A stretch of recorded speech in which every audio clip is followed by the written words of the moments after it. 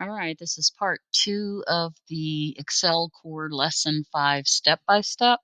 We have used the sum function, and we were here in our budget math solution spreadsheet about to use the count function. So we'll start from the second part of the step-by-step, the count function. In cell O5, I'm going to go ahead and type that in the name box. Letter O, 5. We are to type the word count and press enter. This is a label that will identify our formula.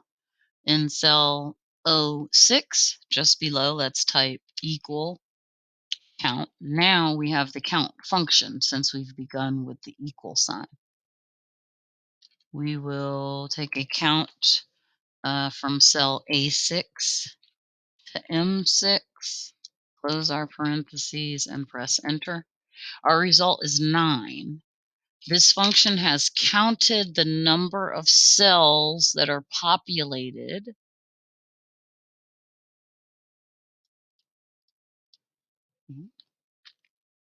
and come up with the number 9. Notice that it disregarded the blank cells.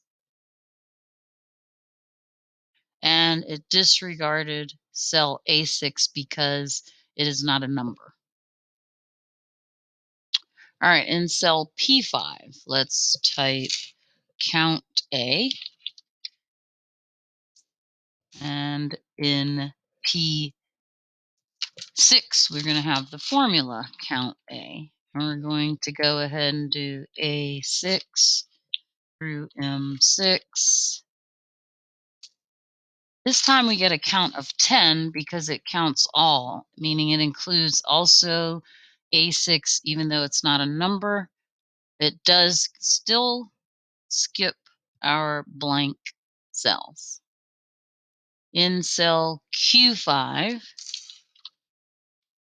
we're going to count our blanks this time.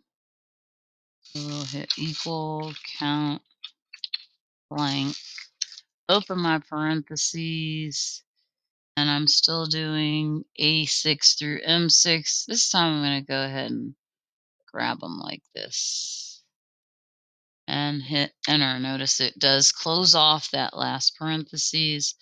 Going to auto adjust my column width, and there we have 3. It counted 3 blank spaces.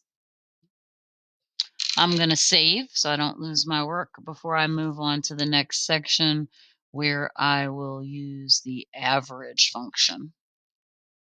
In cell O8,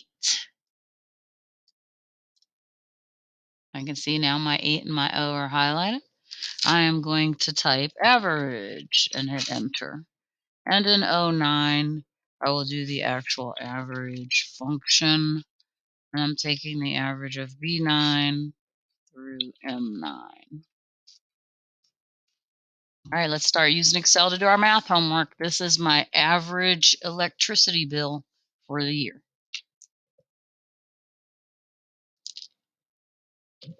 All right, we're going to do that again, but this time in cell O10.